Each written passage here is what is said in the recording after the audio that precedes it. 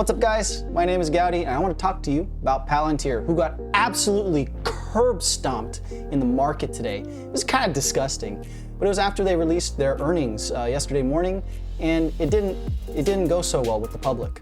But they actually beat their earnings, and so I want to take the time now to share my thoughts on Palantir because I think it's a good time to probably open a position with them. And just before we start, FYI, I'm not a CPA. I'm not telling you to buy. You shouldn't really follow my advice. I'm just a dude on YouTube. But I want to share why I like Palantir. You might be wondering, if you don't already, what is Palantir? So what Palantir does is they provide artificial intelligence-driven software solutions for logistical management and data analysis. So this may sound a little bit boring, but bear with me. I think it's pretty cool. And if you really want to get an in-depth understanding of what Palantir does, they recently did a demo day, I think back in January, so I highly encourage you to watch that and digest what they're sharing because their technology is a little bit confusing to pick up initially. Palantir provides two primary products called Foundry and Gotham. So let's start with Foundry, which is basically a logistics management system. An example of what that might be used for is managing a manufacturing process. So managing the fabrication and procurement of components and making sure that all the materials you need are there. Now, a technology like this might not sound too impressive, but when you scale it to a massive business, when you're trying to track down thousands and thousands of components and interacting with multiple suppliers, it's a freaking headache talking to all these people and just doing the paperwork for it. So having something like Palantir's Foundry is awesome. Now, another feature of Foundry is what they call the simulation engine, which basically runs a simulation of certain events, such as obsolescence or running out of a certain component, and the impact it has on your manufacturing or your logistics. Now, this is pretty important because now you can build contingencies and plans around these events that could likely happen, and it can really hurt your revenue if you have to halt production because you're missing, I don't know, one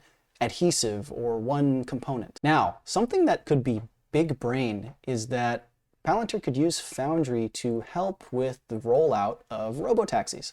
And maybe they use that Foundry technology to simulate and understand and optimize the number of vehicles and types of vehicles or robotaxis that are deployed in different cities or things like that. I don't know if this is a valid usage of their technology, but it could be something that they could use. Now let's move on to the cooler sounding product called Gotham. And essentially, I think the best way I could explain it is it's a data analysis and distribution system for essentially the military. And when you look at some of the promos and demos of Gotham, man, it feels like you're in a video game. It reminds me of Command & Conquer, if you've ever played that game. You know, you're the commander and you're controlling troops and all that stuff. You got your third-person view.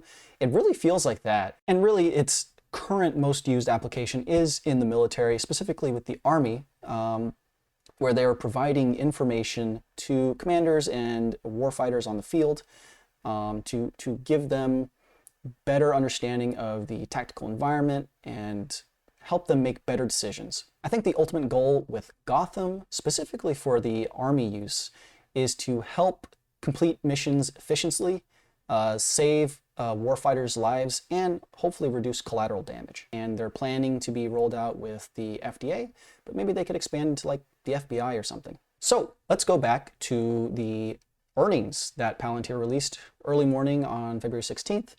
And even though they beat earnings, man, they got crushed. It was kind of a bloodbath, but it did give a nice buying opportunity.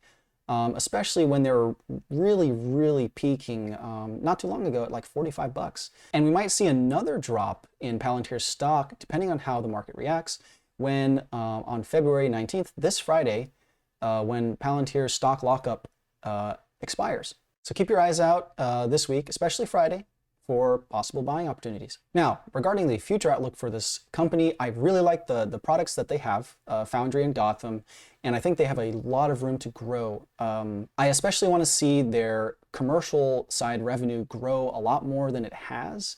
I don't think it's grown too much, and that's a little disappointing, but I think as soon as their technology starts getting proven out and they grow in the commercial sector, they'll really be able to pull in those big bucks. And of course, you always have more opportunities with government agencies and the military. So those are a nice stable revenue as well. I'm encouraged by their continued plowing of money into R&D.